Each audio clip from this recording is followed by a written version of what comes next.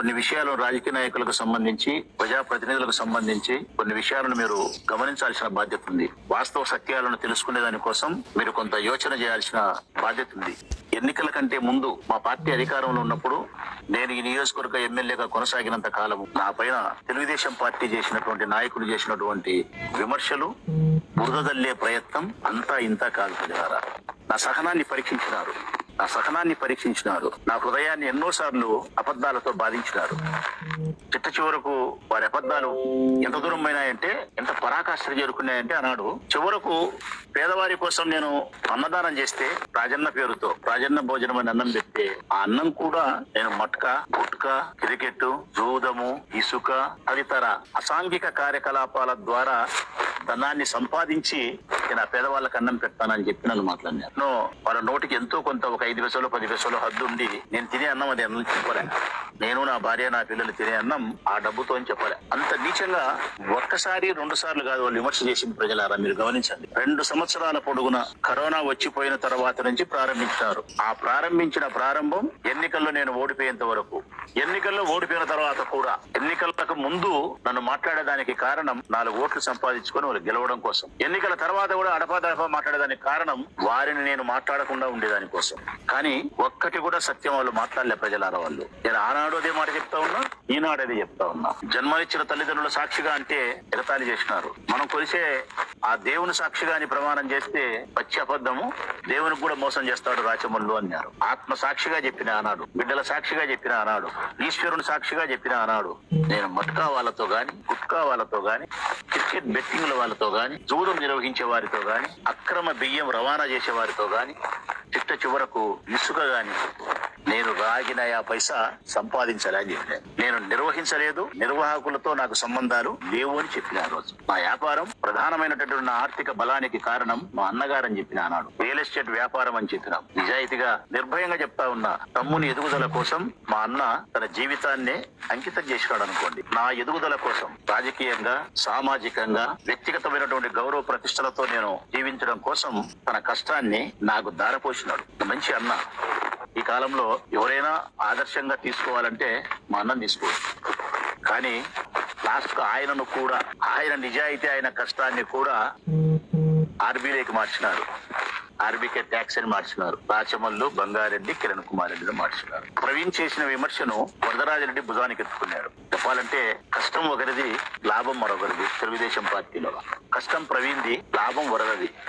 6 నెలల కాలం వరదరాజరెడ్డి గారు మట్కా, గుట్కా, క్రికెట్, జూదము, ఇసుక, అక్రమ బియ్యము ఒకటేమిటి పదే మాట్లాడుతూ ఎన్నికల్లో నన్ను గెలిపిస్తే నా పార్టీ అధికారంలోకి తీసుకొస్తే ప్రొద్దుటూరు ఇవన్నీ లేకుండా చేస్తాను, ప్రొద్దుటూరును చాలా మంచి ప్రొద్దుటూరుగా మీకు చూపిస్తాను, ఉక్కు పాదంతో అణిచివేస్తానని చెప్పి ఎన్నికలప్పుడు చాలా గొప్పగా మీకు చెప్పినాడు. ఒక మంచి ప్రొద్దుటూరును స్థాపిస్తానని చెప్పినాడు మీకు. ప్రవీణ్ అయితే ఇంకొక అడుగు ముందుకేసి మన ప్రొద్దుటూరు అంటే 2వ మైసూర్ అమ్మవార్శాలకు ప్రసిద్ధి, చుకూరు బిర్యానీకి ప్రసిద్ధి, అమ్మవార్శాల కాడ దోశ 150 రూపాయలు బ్రహ్మాండంగా ఉంటది, బాబాయి దోశ. ఇవన్నీ మర్చిపోయినారు. ఇది మట్కాకు, జూదాలకు నిలయం అయిపోయిందని చెప్పి ఆనాడు ప్రవీణ్ మాట్లాడినాడు. నేను ఇప్పుడు అడుగుతా ఉన్నా, ప్రవీణ్ అడుగుతా ఉన్నా, వరదరాజరెడ్డి గారిని అడుగుతా ఉన్నా. ఇప్పుడు ప్రశ్నించవా ప్రవీణ్ అని అడుగుతా ఉన్నా. నువ్వు తెలుగుదేశం పార్టీలో ఉండవు, ఇప్పుడు ప్రశ్నించవా ప్రవీణ్? ప్రభుత్వ అధికారులను ప్రశ్నించవా? లేకుంటే పాలకులకు ఫిర్యాదు చేయవా? మీ వరద నేతృత్వంలో, మీ ఎమ్మెల్యే గారి నేతృత్వంలో ఈ ప్రొద్దుటూరుకి దేనికి అడ్డాగా అయింది? 2వ మైసూర్ గా అడ్డా అయిందే? బాబాయి దోశకు అయిందే? లేకుంటే సుకూరు బిర్యానీకి అయిందే? లేక అక్రమ బియ్యం రవాణాకు అడ్డయిందే? లేకుంటే గోవా మందుకు అడ్డా అయిందే? మట్కా కంపెనీలక, జూద నిర్వాహకులక, ఇసుక దోపిడీ దొంగలక? దేనికి? ఈ వ్యత్యాసాన్ని గమనించమని నేను ప్రజలు కోరుతా ఉన్నా. నేను మా మీద చేసిన విమర్శలు పక్కన పెడదాం. ఇప్పుడు నేను అడుగుతా ఉన్నా, ఈ ప్రొద్దుటూరు నియోజకవర్గ ప్రజలందరి పక్షాన తెలుగుదేశం పార్టీ ప్రభుత్వాన్ని, వరదరాజరెడ్డి గారిని ప్రశ్నిస్తా ఉన్నా. ఈ ఊర్లో మట్కా లేదా పెద్ద ఆయన? ఒకవేళ నువ్వు మట్కా లేదు అని నువ్వు అంటే, ఈ ఊర్లో మట్కానే జరగలేదు నువ్వు అంటే, నిన్నటి దినం వచ్చిన నెంబర్ 59, నిన్నటి దినం వచ్చిన నెంబర్ మధ్యాహ్నం 59, రాత్రికి వచ్చిన నెంబరు 68. శనివారం రాత్రి ఇది వచ్చినది. శనివారం మధ్యాహ్నం వచ్చిన నెంబర్ 59, శనివారం రాత్రికి వచ్చిన నెంబర్ 68. మట్కా లేదు అని నువ్వు అంటే ఒక 150 మంది బూకీల పేర్లు చెప్తా. పట్టీలు రాసే వాళ్ళని 150 పేర్లు చెప్తా. పోలీసు వాళ్ళు వచ్చి నన్ను అడిగితే చెప్తా నేను. మట్కా బీటర్స్ అంటారు, ఒక 100 నుంచి 150 మంది ఉంటారు పొద్దుటూరులో. పట్టీలు తీసుకునే వాళ్ళు ఒక 40 మంది ఉంటారు. మట్కా కంపెనీని నిర్వహించే వాళ్ళు ప్రధానమైన వాళ్ళు వాళ్ళే చీడ పురుగులు 8 మంది ఉన్నారు పొద్దుటూరులో. ఈ 8 మందిలో 2-3 ప్రధానమైన వాళ్ళు నీ పార్టీలోకి నా పార్టీలో నుంచి వచ్చిన కౌన్సిలర్ దగ్గర ఉన్నారు. నా పార్టీలో నుంచి నీ పార్టీలోకి వచ్చిన కౌన్సిలర్ మహిళా కౌన్సిలర్ భర్త దగ్గర ఉన్నారు. స్వయంగా మీ కౌన్సిలరే మట్కా పట్టీలు సిక్కి FIR లో నమోదైనాడు మునీర్. మరి నేను అడుగుతా ఉన్నా ఈ రోజు, మరి ఎందుకు 7 నెలల కాలం గడిచినా నువ్వు మట్కాను నీ ఉక్కు పాదముతో అలిచివేయలే? ఇంకా మట్కా ఎందుకు ఎక్కువ అయింది? ఎంత మట్కా కలెక్షనో తెలుసున్న ప్రజలారా, రోజుకు పేద మధ్య తరగతి రక్తాన్ని చెమటగా మార్చి బ్రతికే కూలీలు బ్రతుకు కోసం నిరంతరం పోరాటాన్ని కొనసాగించే శ్రామికుల యొక్క రక్తాన్ని పిండితే రోజుకు ఒక్క ప్రొద్దుటూరులో ₹1 కోటి కలెక్షన్ అవుతుంది మట్కా. 1 కోటి. ఇది నేను SP గారికి స్పష్టంగా చెప్తా ఉన్నా, ప్రొద్దుటూరులో ఉండే పోలీస్ అధికారులకు స్పష్టంగా చెప్తా ఉన్నా. నాకు DSP గారి పైన నమ్మకం ఉంది, చెడ్డవాడు కాదు. ఆయనకే విజ్ఞప్తి చేస్తా ఉన్నా, ₹1 కోటి కలెక్షన్ అవుతుంది రోజుకు. ఒకవేళ ఎవరికైనా మీ పోలీస్ అధికారులకు సరైనటువంటి అవగాహన లేదు అని నేను అనుకోను, తప్పనిసరిగా అవగాహన ఉంటుంది. ఇంకా మీకు మెరుగైనటువంటి అవగాహన కావాలా, పేర్లు కావాలంటే నేను ఇస్తా. అనిచిపోయండి వరదరాజిరెడ్డి గారు. నేను అనొచ్చు ఈ రోజు, మరి ఈ మట్కా వాళ్ళ దగ్గర నుంచి ఈ 1 కోటి కలెక్షన్ లో నీకు నీ కొడుకు ఇన్ని లక్షలు ముడతానాయి అని చెప్పి బట్టగాల్చి నీ మొగాన వేయచ్చు నేను. కానీ నీలాగా నా నోరు అబద్ధాలు మాట్లాడదు కదా ఆయన. ఈ మట్కా వాళ్ళ దగ్గర నుంచి నీకు లెక్క రావడంలే, అది నా నిజాయితీ.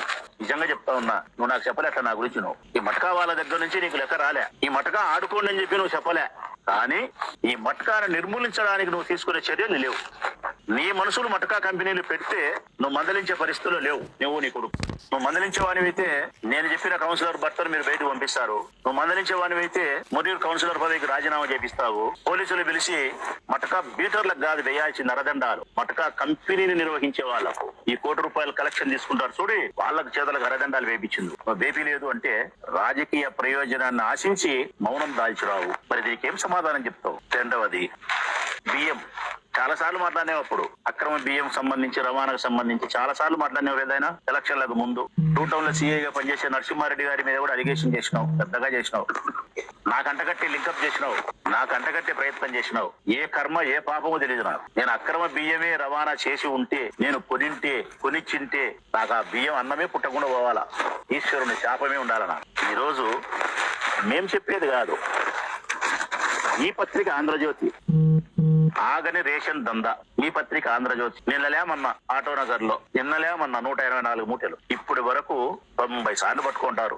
కోట్ల రూపాయలు విలువ చేసే అక్రమ బియ్యాన్ని పట్టుకున్నారు. దొరికినేదే ఇంత అయితే ఇక దొరకనేది ఎంత పెద్ద ఆయన?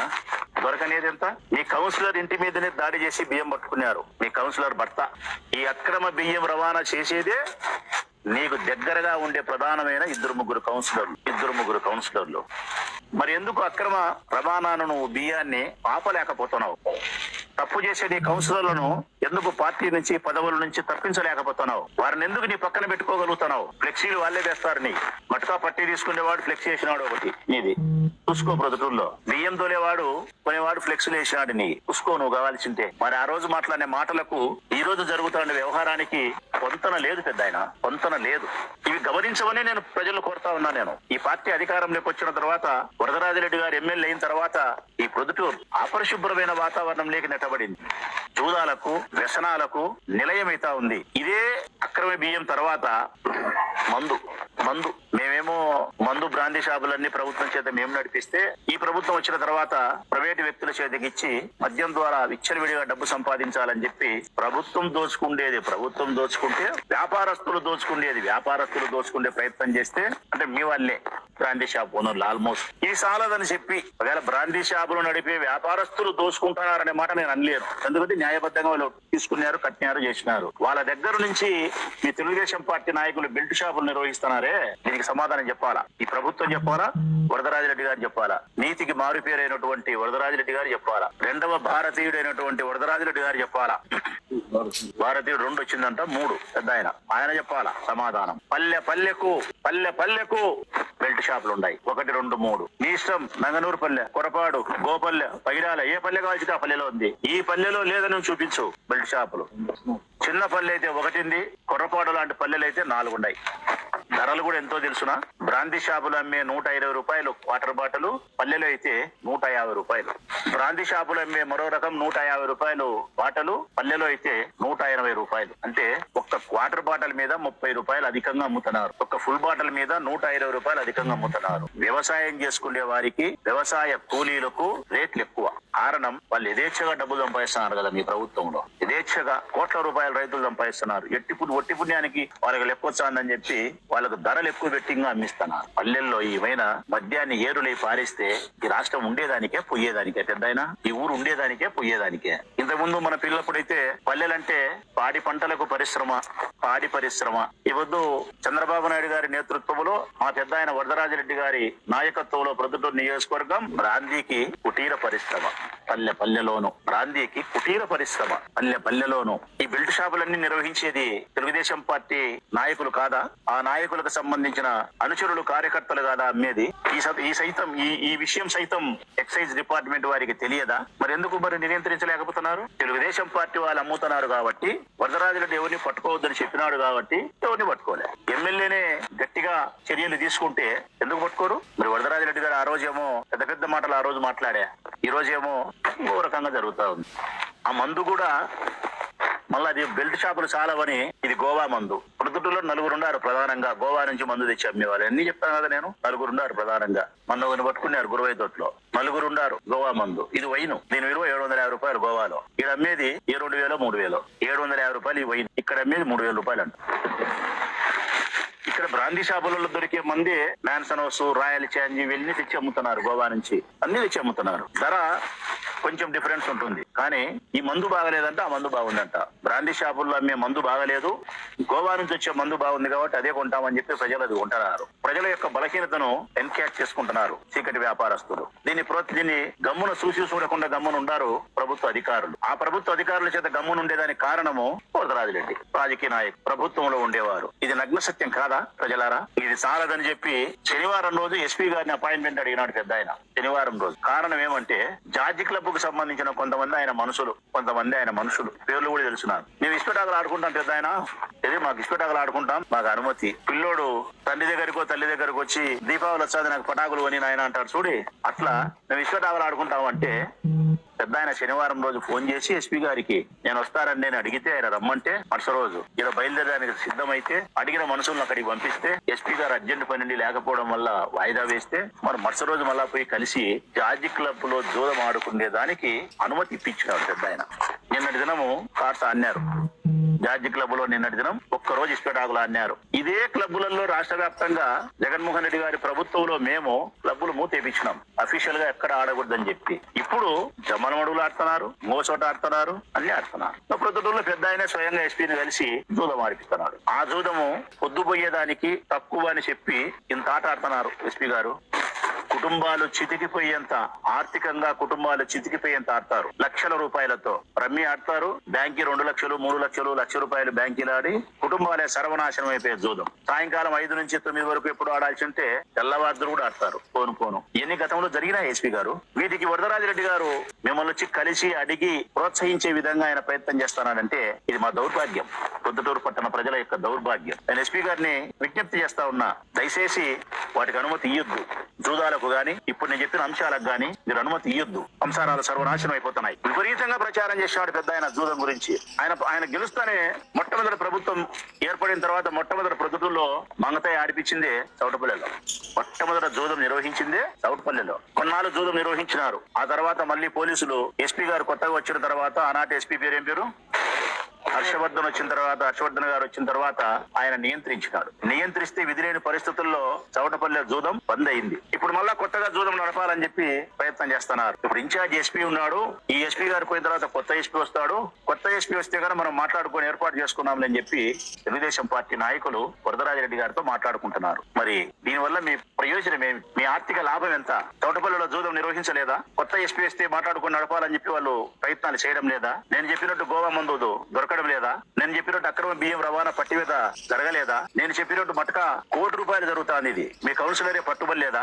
ఇసుక ఇప్పుడు ఫ్రీ. నిన్నటి మొన్నటి వరకు ఇసుక దోపిడీకి రామాపురంలో యుద్ధాలే జరిగినాయి. నీ అనుచరుడు కాదా? నేను ఒక్కరిని దొంగతనం చేస్తా, ఎవరు దొంగతనం చేయవద్దని చెప్పి కొట్లాడుకున్నారు. నేను గేటు పెట్టినా నాకు లెక్క కట్టిపోవాలని చెప్పి నీ అనుచరుడు చేస్తే తాలూకా స్టేషన్ లో ఎఫ్ఐఆర్ నమోదైనాయి. ఇసుక దోపిడీ. అంతకుముందు ఇసుక గురించి గొప్పగా మాట్లాడినావు. నీ కుటుంబ సభ్యులే కుందూను దోపిడీ చేసినారు. కుందూ నదిని టిప్పర్లు దొరికినాయి, పోలి పేపర్లలో కూడా వచ్చినాయి. దానికి ఏదో నువ్వు అబద్ధపు సంజాసి ఇచ్చే ప్రయత్నం చేసినావు పెద్దాయన. మరి ఆనాడు మాట్లాడిన మాటలకు ఈనాడు పెద్దాయన నాయకత్వంలో ప్రొద్దుటూరు పట్టణంలో జరుగుతా ఉండే అసాంఘిక కార్యకలాపాలకు పొంతన లేదు ప్రజలారా. లాస్ట్ కు గుట్కా అన్నారు మా మీద, గుట్కా ప్యాకెట్లు కూడా. ఇప్పుడు నేను అడుగుతా ఉన్నా, గుట్కా ప్యాకెట్లను అమ్మే అంగళ్ళు గాని వ్యాపారాలు గాని బంద్ అయినాయని విలేకరులు అడుగుతా ఉన్నాను. యథేచ్ఛగా గుట్కా ప్యాకెట్లు అమ్మడం లేదా? మరి ఈ గుట్కా ప్యాకెట్లలో అబద్దు మటకా గుట్కా క్రికెట్ అని ప్రాస బాగుందని నా మీద అన్నారే. మరి ఇప్పుడు ఆ గుట్కా ప్యాకెట్లలో నీకు ఎంత ఇస్తున్నారు పెద్ద ఆయన? మటకా వాడు ఎంత ఇస్తున్నాడు పెద్ద ఆయన? మంగతాయి ఆడిపించేవాడు ఎంత ఇస్తున్నాడు పెద్ద ఆయన? బెల్ట్ షాపుల వాళ్ళు ఎంత ఇస్తున్నారు పెద్ద ఆయన? ఇసుక దోపిడీకి ఎంత ఇస్తున్నారు పెద్ద ఆయన? కానీ నీలాగా నేను అబద్ధాలు మాట్లాడలేను కాబట్టి ఈ కార్యకలాపాలకు నీ డబ్బుకు లింకప్ చేయలే. నేను చేయలే. రాజకీయ ప్రయోజనాల కోసం నీ మనుషులను ప్రోత్సహిస్తా, నీ మనుషులు చేస్తా ఉంటే నియంత్రించకుండా ఉండవు. ఇక భవిష్యత్ కాలంలో పెద్దగా ఆదాయాలు వస్తే మామూలు పెట్టుకుంటారేమో నాకు తెలియదు. ఇది సాలదని ఈ మధ్య వరదకు సంబంధించిన కౌన్సిలర్లు ప్రధానమైన వాళ్ళే ఒకరిద్దరు. ఇంతకుముందు మన పిల్లప్పుడు మనం వింటా అంటే కాశీ యాత్రని కాశీకి పంపిస్తే ఆడికి వాళ్ళు తృప్తిగా ఉంటారు, మళ్ళీ ముసిలో ఎక్కినారు, బతుకరు అని చెప్పి మనము ఏదో వేసి బస్సు ట్రైన్ వేసి కాశీకి పంపిస్తాం మేము. ఇప్పుడు వరదరాజిరెడ్డి గారి నాయకత్వంలో ఆయన కౌన్సిలర్లు, ప్రధానమైన ఒక కౌన్సిలర్ గోవా ట్రిప్ అంట. కాశీ యాత్ర మాదిరి గోవా ట్రిప్. క్యాషినో అంటే 2 లక్షలు 3 లక్షలు 4 లక్షలు డిపాజిట్ చేస్తే కొంతమంది యువకులను ఆట ఆడే వాళ్ళందరినీ తయారు చేసుకుని వీళ్ళే ఫ్లైట్ టికెట్లు పెట్టి వీళ్ళే 5 స్టార్ హోటల్ ఇచ్చి భోజనము బస ఫ్లైట్ టికెట్ అన్ని వీళ్ళే. ఈ కౌన్సిలరే అక్కడ జూదం ఆడుకొని రావాలా, గెలిచినా ఓడినా డబ్బులు ఇస్తారు, ఇబ్బంది లేదు. మరి ఇక్కడ నుంచి సప్లై చేసేందుకు ఏమి వరదరాడి మనిషి కౌన్సిలర్ కు లాభం అంటే కదా, మనుషులు పంపించినందుకు జూదానికి కమిషన్ ఇస్తారు ప్రజలారా. ఆ కమిషన్ మీరు ఏమన్నా 100లో 1000 అనుకుంటున్నారు కాదు. వ్యాపారం పెద్దగా జరిగితే కోట్లు సంపాదిస్తారు. పంపినందుకు వీళ్ళు కోట్లు సంపాదిస్తారు. పోయినోడు మాత్రం ఆడ సంకనాకి ఇంటికి వచ్చాడు. పిల్లం ఇంటికి వచ్చినాక మెట్టుతో కొట్టాడు. ఇప్పటి వరకు నేను చెప్పిన దానిలో ఏదన్నా సంసారానికి ఉపయోగపడే చర్యలు ఉన్నాయా పెద్ద ఆయన? ఇంట్లో పిల్లాము పిల్లోళ్ళు సర్వనాశనం అయిపోయే పరిస్థితులే కదా. బువ్వకు, మర్యాదకు, చదువులకు, గౌరవానికి అన్నిటికీ భంగం కలిగే పనులే కదా ఇక్కడ జరిగేది. మరి ఈ అన్నిటినీ ఎందుకు నువ్వు నియంత్రించలేకపోతున్నావు? ప్రభుత్వంలో ఉండి ఎమ్మెల్యేగా ఉండి నేను నియంత్రిస్తాను, ఉక్కుపాద మోపుతానని చెప్పి ఈ రోజు నియంత్రించకుండా అంతా నీ మనుషులే వాటిని జరుపుతా ఉంటే నువ్వు మౌనం దాల్చడం వెనుక ఉండే రహస్యం ఆదాయమా, రాజకీయ ప్రయోజనమా? గమనించాలా ప్రజలారా, ఈ వ్యత్యాసాన్ని గమనించాలా. ఈ రోజు నేను ప్రవీణ్ కూడా అడుగుతా ఉన్నా, నీ సుకూర్ బిర్యానీ ఎక్కడి పోయిందో ప్రవీణ్, నీ బాబాయ్ దోశ ఎక్కడి పోయిందో, అమావాస్యాల గొప్పతనం ఎక్కడి పోయిందో, లేకపోతే రోషిరెడ్డి టీ బంకు దగ్గర టీ ఎంత బాగుంటుందో అది ఎక్కడి పోయిందో, దేనికి అడ్డా అయింది ప్రవీణ్? ఇప్పుడు మీ వరద నాయకత్వంలో దేనికి అడ్డా అయింది? బియ్యానికి మా ఊర్లో ప్రొద్దుటూరు అంటే అక్రమ రవాణా చౌక దుకాణంలో దొరికే బియ్యానికి అడ్డా అని చెప్దామా? లేకుంటే కాశీ యాత్ర మాదిరి క్యాషినోకు గోవాకు స్పెషలిస్ట్ మా వాళ్ళని చెప్దామా? లేకపోతే మంచి గుట్కా ప్యాకెట్లు దొరుకుతాయని చెప్దామా? జూదానికి స్పెషల్ అని చెప్దామా? దేనికి స్పెషల్ అని చెప్దాం? నేను ప్రవీణ్ కూడా చెప్తా ఉన్నా, ప్రశ్నించు ప్రవీణ్. ఎందుకంటే ఈ ఒక్క దఫాతో వరద రాజకీయ జీవితం ముగిసిపోతుంది. తర్వాత చెప్పలేం. దేవుని దయ ఉంటే నువ్వు అభ్యర్థి అవుతావు ఈసారి. నాకు ఎట్లయితే నువ్వు అభ్యర్థి 24లో కావాలనో, నువ్వు కాకుండా వరదాడి అయినాడో 29లో నువ్వైతావు వరదాడి గాడు. ఆయన జీవితం ముగిసిపోతుంది. మరి నీ రాజకీయ భవిష్యత్తును అంతరించిపోకుండా ఉండాలంటే, ప్రజల హృదయాలలో నీకు కాస్త విలువ ఉండాలంటే, ఈ రోజు నీ పార్టీ నాయకులు చేసే తప్పులను నువ్వు ప్రశ్నించగలిగితే, ఫిర్యాదు చేయగలిగితే, ప్రభుత్వం దృష్టికి తీసుకుపోగలిగితే ప్రజల్లో నీకు మంచి చిరునామా ఉంటుంది. రేపు ఎన్నికలకు నీకు ఉపయోగపడచ్చు. కాబట్టి నా మీద నువ్వు ఎంత విష ప్రచారం చేసినప్పటికీ నేను వాటిని అన్నిటినీ మర్చిపోయినా. నువ్వు అభ్యర్థి కాదు కాబట్టి మర్చిపోయినా. కానీ నువ్వు చేసిన విష ప్రచారం వల్ల వరదకు లాభం చేకూర్చినావు. కనీసం ఇప్పుడున్న ఈ ప్రొద్దుటూరు పట్టణాన్ని మంచిగా ఉండేదాని కోసం మాతో పాటు నువ్వు కూడా ప్రభుత్వంలో ఉండవు కాబట్టి ప్రశ్నించమని ప్రవీణ్ చెప్తా ఉన్నా. ఇది ప్రజలారా, ఆనాటికి ఈనాటికి పరిస్థితులు వరదరాజిరెడ్డి గారి గురించి మేము చెప్పాలనుకునే పరిస్థితులని చెప్పినాం. నేను చెప్పినది తప్ప ఒప్పు అనేది ప్రజలే ఆలోచించమని కోరుతా ఉన్నా. ఒక్క మాట కూడా అబద్ధం చెప్పలే. నేను ఒక్క మాట కూడా అబద్ధం చెప్పలే. జార్జి క్లబ్ తెరిపించినది, ఎస్పీ గారిని మాట్లాడినది, ఫోన్ లో కలిసి మాట్లాడినది, అపాయింట్మెంట్ అడిగినది నిజము. ఈ ఊర్లో గోవా మందు దొరికేది నిజము. మటకా కంపెనీ గురించి ₹1 అనేది నిజము. ఇసుక వాళ్ళు దోపిడీ చేసింది నిజము. జూదం చోటపులో లాడి మనం నిలిపేసినది నిజము. మటకా వాళ్ళు ఎవరెవరి దగ్గర ఉండేది నిజము. అక్రమ బియ్యం వాళ్ళ కౌన్సిలర్ చేసేది నిజము. ఎఫ్ఐఆర్ కాపీలు నమోదైనది నిజము. మటగా మునీర్ మీద ఎఫ్ఐఆర్ కాపీ అయినది నిజము. అన్ని నిజాలే చెప్పి మరి నిజాయితీగా ప్రజలు అర్థం చేసుకుంటారని భావిస్తూ ఎప్పటికైనా ఈ ప్రొద్దుటూరు నియోజకవర్గం గాని రాష్ట్రం గాని పేద మధ్యతరగతి వర్గాలు సంతోషంగా ఉండాలంటే జగన్మోహన్ రెడ్డి గారి నాయకత్వం అవసరం. ఈ ప్రొద్దుటూరు నియోజకవర్గానికి వైఎస్ఆర్ కాంగ్రెస్ పార్టీ జెండా నాయకత్వం అవసరం ఉన్నది ప్రజలు 7 నెలల కాలంలోనే గ్రహించింటారని, ఇంకా 2 సంవత్సరాలు గడిస్తే సంక్షేమ పథకాలు లేనితనము, అభివృద్ధి జరగని వైనము, ఈ అసాంఘిక కార్యకలాపాలు పెళ్లు విరిగిపోవడము, కక్ష సాధింపు చర్యలు అన్ని కలిపి మరొక 2 సంవత్సరాల తర్వాత ప్రజలకు పూర్తిగా అవగతమవుతాదని చెప్పి నేను విశ్వసిస్తూ ప్రజలను ఎప్పటికప్పుడు మమ్మల్ని గమనించమని